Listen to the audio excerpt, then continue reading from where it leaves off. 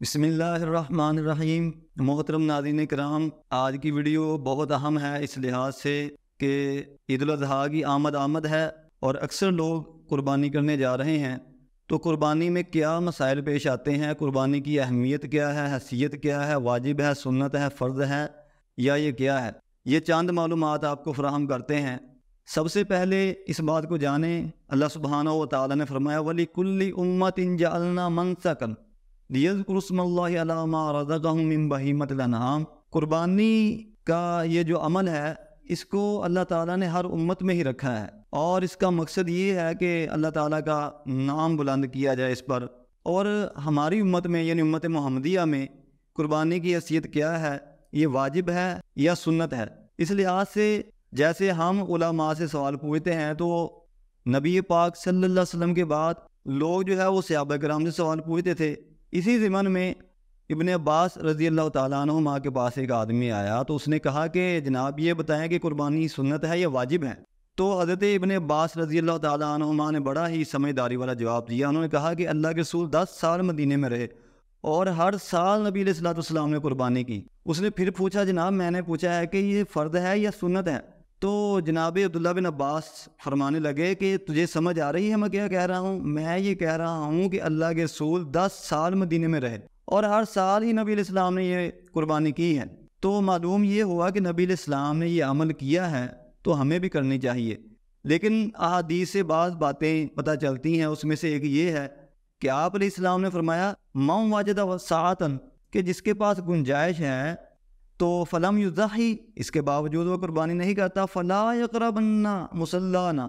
اس میں الفاظ کی بڑی شدت ہے، یہ نہیں فرمایا کہ وہ ہماری عیدگاہ کے قریب نہ آئے، بلکہ فرمایا ہرگز نہ آئے وہ جو طاقت رکھنے کے باوجود قربانی نہ کرے۔ تو اس لحاظ سے یہ بڑی اہمیت کی حامل ہے یہ سنت موقدہ۔ حنفی حضرات نے اس میں کچھ شدت اختیار کی ہے، وہ اس کو واجب قرار دیتے ہیں، اور اس لحاظ سے وہ صاحب نصاب ہونا بھی شرط لگاتے ہیں۔ صاحب نصاب ہونے سے مراد یہ ہے کہ جیسے کس آدمی پر زکوٰۃ فرض ہوتی ہے اس کا ایک نصاب ہے، اسی طرح انہوں نے کہا کہ جس کے پاس زکوٰۃ کا نصاب موجود ہے اس پر یہ قربانی واجب ہے۔ تو ان کے لحاظ سے یہ بات صحیح بھی معلوم ہوتی ہے اور قرآن کی بعض آیات کے ظاہر سے بھی معلوم ہوتی ہے، لیکن جمہور علماء یعنی امام مالک، امام شافعی اور امام احمد بن حنبل رحمۃ اللہ علیہم، ان کے ہاں اور دیگر محدثین کے ہاں یہ قربانی سنت موقدہ ہی ہے بہرحال۔ تو نبی علیہ الصلوۃ والسلام کی احادیث بھی اور آپ کی سنت بھی اس بارے میں یہی بتاتی ہے۔ تو قربانی کی حیثیت یہی ہے کہ یہ سنت موقدہ ہے، لیکن صاحب استطاعت آدمی یہ قربانی ضرور کرے۔ اب رہ گیا مسئلہ اگلا، قربانی ایک خاندان جو ہے وہ اس کی طرف سے ایک قربانی ہی کافی ہے یا اس کو زیادہ کرنی پڑے گی؟ تو اس بارے میں بھی حضرت ابو ایوب انصاری رضی اللہ تعالیٰ عنہ کی حدیث ترمذی میں موجود ہے۔ ان سے بھی کسی نے پوچھا کہ کیا کریں جی؟ تو انہوں نے فرمایا کہ اللہ کے نبی صلی اللہ علیہ وسلم کے زمانے میں ایک آدمی اپنے اور اپنے گھر والوں کی طرف سے ایک ہی قربانی کرتا تھا، ایک ہی بکری کرتا تھا۔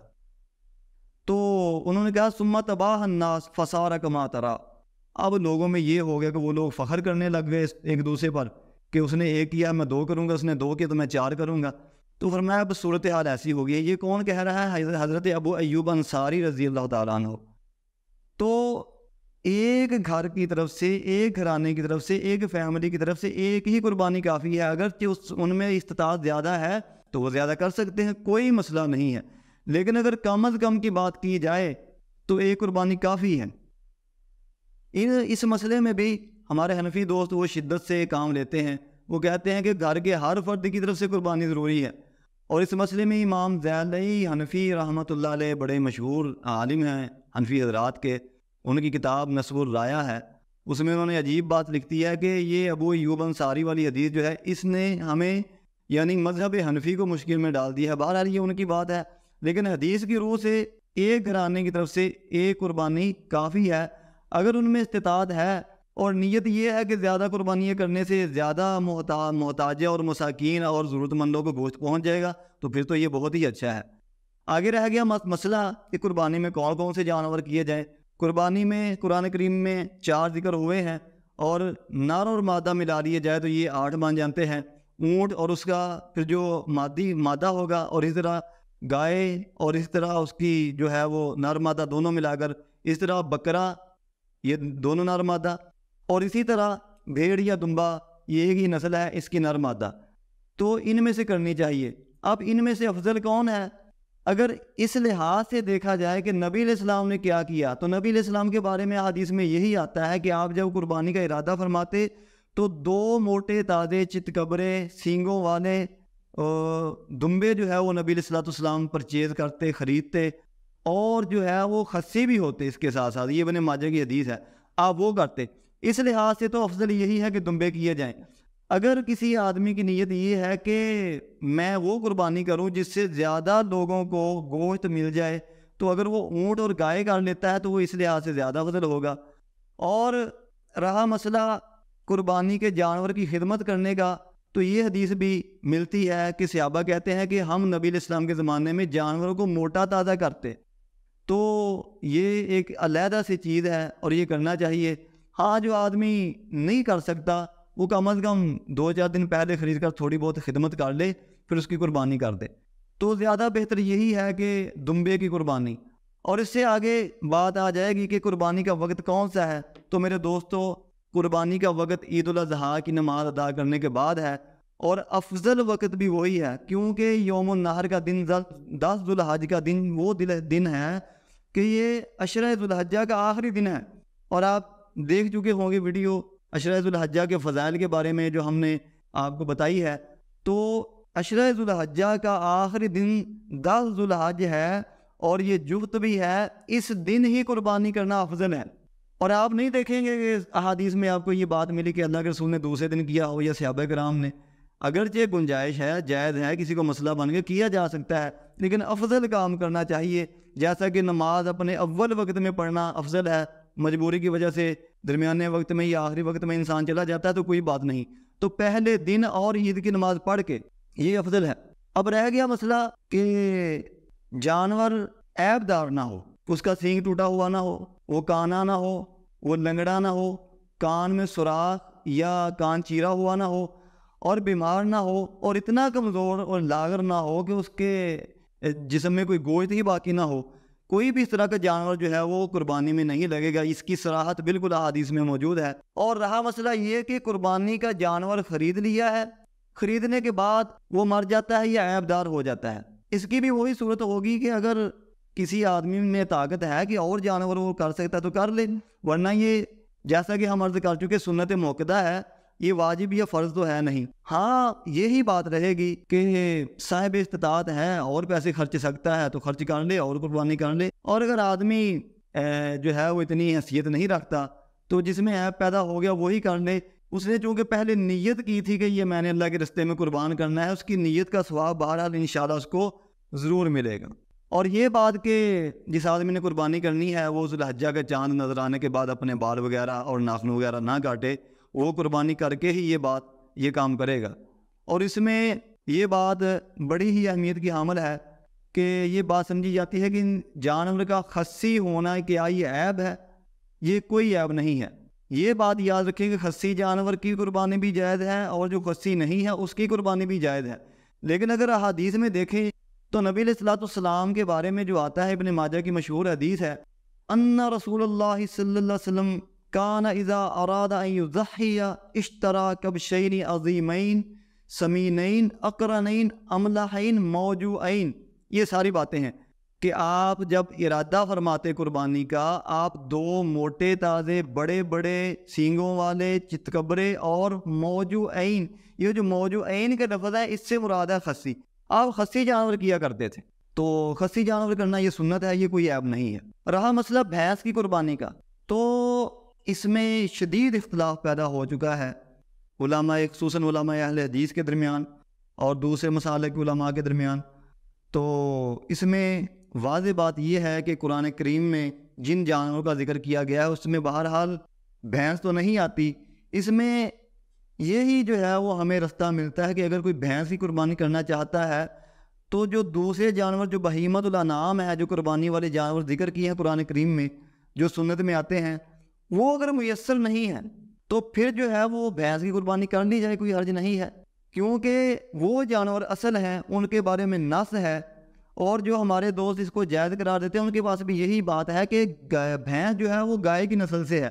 تو جب اصل موجود ہے، آپ کے پاس گائے موجود ہے، بھیڑ بکرا موجود ہے، تو ضرورت نہیں ہے بھینس کی کرنے کی. ہاں اگر وہ مل ہی نہیں رہے تو پھر کوئی حرج نہیں ہے. اور رہا مسئلہ جانور کی عمر کتنی ہو، گائے اور بکرے میں اور اونٹ میں جو ہے وہ اس کی عمر جو ہے وہ 2 دانتا، یعنی جب جانور کے نیچے دودھ والے دانت جو ہے وہ گر جائیں، وہ 2 دانتا ہو جائے، وہ اس کی قربانی کا عمر ہے. بھیڑ میں سے 1 سال کا جو ہے وہ لگ سکتا ہے، وہ بھی اس صورت میں کہ نبی علیہ السلام نے فرمایا این یوسرا الا این یوسرا علیکم، کہ تم پر مشقت ہو جائے، تنگی ہو جائے. اب تنگ ہونے کی کیا صورت ہے؟ یہی ہو سکتی ہے کہ 2 دانتا جانور بہرحال وہ دوسرے سے مہنگا ہوتا ہے، اگر وہ خریدنے کی استطاعت نہیں، ان پیسوں میں وہی مل رہا ہے جو بھیڑ کا 1 سال کا ہے، تو یہ تنگی کی صورت ہو سکتی ہے. یا پھر تنگی کی صورت یہ ہو سکتی ہے کہ مارکیٹ میں اویلیبل ہی نہیں ہے. اگر اس طرح کی کوئی صورت ہے تو پھر وہ کر لے. ہاں ایک صحابی نے اپنا جانور کر لیا عید کی نماز پڑھنے سے پہلے، تو آپ نے فرمایا کہ یہ تو قربانی نہیں ہے. تو اس نے کہا اللہ کے رسول میرے پاس بکرے کا ایک بچہ ہے جو 2 دانتا نہیں ہے. آپ نے فرمایا ہاں تم کر لو، لیکن تمہارے بعد یہ کسی کے لیے درست نہیں ہوگا. اب ہمارے لیے یہی صورت ہے کہ بھیڑ کی نسل سے 1 سال کا ہم کر سکتے ہیں. تو یہ ساری صورتیں جو ہیں وہ یہاں پر ذکر کی گئی ہیں. تو البتہ جو بڑے جانور ہیں گائے اور اونٹ، ان میں اشتراکیت ہو سکتی ہے، یعنی گائے وغیرہ میں 7 لوگ شامل ہو سکتے ہیں، اور اونٹ میں احادیث میں 10 تک کی صراحت آتی ہے، اس میں 10 آدمی شریک ہو سکتے ہیں، اور اس میں 10 حصے ہو سکتے ہیں. تو یہ ساری چیزیں ہیں. قربانی کرنے کا دن بھی جو ہے وہ افضل 10 ذو الحجہ کا ہے، یوم النحر کا ہے. اور قربانی جب ہم نے کرنی ہے تو چھری کو خوب جو ہے وہ تیز کیا جائے. اس میں فرمودات نبوی صلی اللہ علیہ وسلم بہت واضح ہیں، جو وقت کی قلت کے پیش نظر ہم اس کو بالفاظ آپ کے سامنے ذکر نہیں کر رہے. آپ نے فرمایا کہ چھری کو خوب تیز کر لو، یہ تمہارا جانور پر احسان ہوگا. اور اسی طرح ایک آدمی کو آپ نے دیکھا کہ وہ جانور کے سامنے چھری تیز کر رہا ہے، آپ نے فرمایا کہ تو اس کو کئی موتیں مارنا چاہتا ہے، یعنی جانور کے سامنے بھی جو ہے وہ یہ کام نہ کیا جائے، اور اس کے سامنے چھری کو جو ہے تیز نہ کیا جائے، کہیں چھپا کر کیا جائے، اور تیز دھار آدھے سے اس کو ذبح کیا جائے تاکہ اس کو راحت ہو. کیونکہ نبی علیہ السلام نے فرمایا کہ تیز دھار آدھے سے اپنے جانور کو، اپنے ذبیحہ کو جو ہے وہ راحت پہنچاؤ. اور جانور کو قبلہ رخ لٹانا چاہیے. اور دعاؤں کا مسئلہ یہ ہے، کم از کم انسان کو دعا جو ہے وہ یہ یاد، چھوٹی سی چھوٹی، بسم اللہ واللہ اکبر. اور اگر آپ یہ یاد کر لیں جو آپ علیہ الصلوۃ والسلام پڑھتے تھے، وجہت وجہی للذی فطر السماوات والارض حنیفا وما انا من المشرکین ان صلاتی ونسکی ومحیای ومماتی للہ رب العالمین لا شریک لہ وبذالک امرت وانا اول المسلمین. اگر یہ دعا آپ یاد کر لیں اور آخر میں یہ الفاظ کا اضافہ ہے، اللہم منکا ولکا، اے اللہ تیرے ہی دیے ہوئے سے اور تیرے ہی لیے، یہ دعا سب سے بڑی ہے. اس بہرحال کسی کو نہیں یاد ہوتی تو کم از کم بسم اللہ واللہ اکبر یہ تو آنی چاہیے.